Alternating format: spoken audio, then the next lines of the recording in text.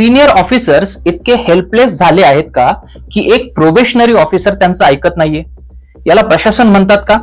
Senior officer काय करत आहेत?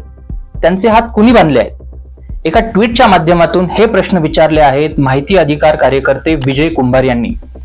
वादग्रस्त IAS अधिकारी पूजा खेडकर यांच्या नावाची सध्या प्रसार माध्यमांपासून ते सोशल मीडियापर्यंत सगळीकडेच चर्चा सुरू आहे. पुण्यात प्रोबेशनरी ऑफिसर म्हणून काम करत असताना त्या खासगी आलिशान ऑडी गाडीला अंबर दिवा लावून ऑफिसला यायच्या. प्रोबेशनरी अधिकाऱ्याला स्वतंत्र ऑफिस, कार, शिपाई या सुविधांची कोणतीही तरतूद नसताना या गोष्टींसाठी त्यांनी वरिष्ठ अधिकाऱ्यांकडे वारंवार मागणी केली.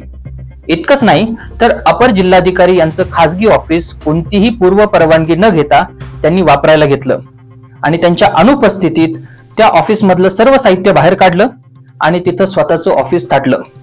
इतकंच नाही तर प्रोबेशनरी IAS पूजा खेडकर यांचे वडील दिलीप खेडकर यांनी आपल्या मुलीला या सर्व सोयी सुविधा मिळाव्यात यासाठी तहसीलदारांबद्दल वाईट शब्द देखील वापरले. आणि म्हणूनच माहिती अधिकार कार्यकर्ते विजय कुंभार यांनी वरील प्रश्न उपस्थित केले आहे. आता हा सर्व प्रकार मीडियामधून बाहेर येत असताना IAS अधिकारी पूजा खेडकर यांची वाशिमला बदली झाली. पूजा खेडकर यांच्या नियुक्तीवर देखील प्रश्नचिन्ह निर्माण झालं आहे.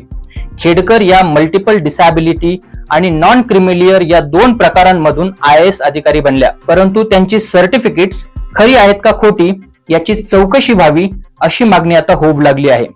शनिवारी सकाळी पुण्यातील दिव्यांग नागरिक एकत्र आले आणि राज्य दिव्यांग आयुक्त यांना भेटले. पूजा खेडकर यांच्या दिव्यांग असल्याच्या पुराव्यांची चौकशी करण्याचे आदेश दिले जावेत अशी मागणी त्यांनी राज्य दिव्यांग आयुक्तांकडे केली. तसेच खोटे पुरावे दिले असतील तर पूजा खेडकर आणि त्यांना खोटं प्रमाणपत्र देणारा डॉक्टर यांच्यावर कडक कारवाई करावी अशी मागणी एका निवेदनाद्वारे राज्य दिव्यांग आयुक्त प्रवीण पुरी यांच्याकडे दिव्यांग नागरिकांनी केली. खरं तर UPSCने खेडकर यांना वारंवार वैद्यकीय तपासणीसाठी बोलवलं होतं, मात्र त्या गैरहजर राहिल्या. तरीही त्यांना प्रशासकीय सेवेत घेतलं गेलं, त्यामुळे त्यांच्या दिव्यांग असण्यावरच आता प्रश्नचिन्ह निर्माण झालाय. IASच्या परीक्षेला बसताना पूजा खेडकर यांनी त्या नॉन क्रिमिलियर वर्गातून येतात असंही सांगितलं होतं. याबद्दल एका ट्विटमध्ये माहिती देताना विजय कुंभार यांनी म्हटलंय की नॉन क्रिमिलियर वर्गातून येणाऱ्या पूजा खेडकर यांच्या आई वडिलांकडे 110 एकर शेत जमीन, 1,60,000 स्क्वेअर फुटाचे 6 शॉप्स, 7 फ्लॅट्स, त्यातला एक हिरानंदन इथं आहे, 900 ग्रॅम सोनं, हिरे, 17 लाख रुपयांचं सोन्याचं घड्याळ, तसेच 4 कार्स, 2 प्रायव्हेट कंपन्यांमध्ये पार्टनरशिप. इतकंच नाही तर स्वतः पूजा खेडकर यांची व्यक्तिगत संपत्ती 17 कोटींची आहे. त्यामुळे खेडकर या नॉन क्रिमिलियर वर्गातून IAS झाल्या. एवढी संपत्ती असूनही त्या नॉन क्रिमिलियर कशा याची चौकशी नको का व्हायला, असा सवाल त्यांनी केलाय. त्यामुळे पूजा खेडकर यांच्या अडचणीत वाढ होण्याची शक्यता आहे. हे सगळं सुरू असताना पूजा खेडकर यांची वाशिमला बदली झाली. मात्र पुण्यात एक वेगळाच घटनाक्रम सुरू आहे. ऑडी कारवर अंबर दिवा लावून पूजा खेडकर जिल्हाधिकारी कार्यालयात जात होत्या. चर्चेत आल्यावर ती कार खेडकर यांच्या बाणेर येथील बंगल्यात गुरुवारी झाकून ठेवण्यात आली होती. या गाडीवर महाराष्ट्र शासन असंही लिहिलं होतं.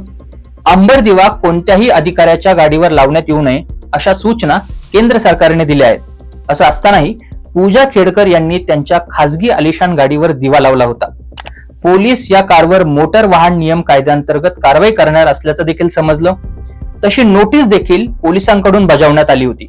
मात्र शुक्रवारी अचानक ही कार खेडकर यांच्या बाणेर येथील बंगल्यातून गायब झाली. ही कार थर्मो व्हेरिटा इंजिनिअरिंग प्रायव्हेट लिमिटेडच्या मालकीची आहे अशी माहिती समोर आली आहे. अशातच पूजा खेडकर यांच्या आई मनोरमा खेडकर यांचा हातात पिस्तूल घेऊन मुळशी तालुक्यातील शेतकऱ्यांना धमकावत असतानाचा व्हिडिओ व्हायरल झाला. या व्हिडिओवर खेडकर कुटुंबियांचे वकील ऍडव्होकेट रवींद्र सुतार यांनी स्पष्टीकरण दिलंय. मनोरमा खेडकर यांनी स्वसंरक्षणासाठी गन बाळगली असं त्यांनी एका व्हिडिओच्या माध्यमातून सांगितलं. मात्र या व्हिडिओ नंतर खेडकर कुटुंब चांगलंच चर्चेत आलं. सद्यस्थितीत IAS पूजा खेडकर यांच्यावर झालेल्या आरोपांची चौकशी करण्यासाठी केंद्र सरकारकडून एक सदस्यीय समिती नियुक्त करण्यात आली असल्याची माहिती समोर आली आहे. तसेच पुण्यातील जिल्हाधिकारी डॉक्टर सुहास दिवसे यांनी खेडकर यांच्या कलेक्टर ऑफिस मधील गैरवर्तणुकीबाबतचा तपशीलवार अहवाल राज्याच्या सामान्य प्रशासन विभागाला पाठवलाय। तसेच आता हा अहवाल पुढे केंद्र सरकार तसेच मसुरी मधील लाल बहादूर शास्त्री राष्ट्रीय प्रशासन अकादमीला देखील पाठवण्यात येणार आहे। तर दुसरीकडे पुणे पोलिसांनी देखील खासगी गाडीवर दिवा लावल्याप्रकरणी पूजा खेडकर यांची चौकशी सुरू केली आहे। या प्रकरणावर तुम्हाला काय वाटते ते कॉमेंट करून नक्की कळवा।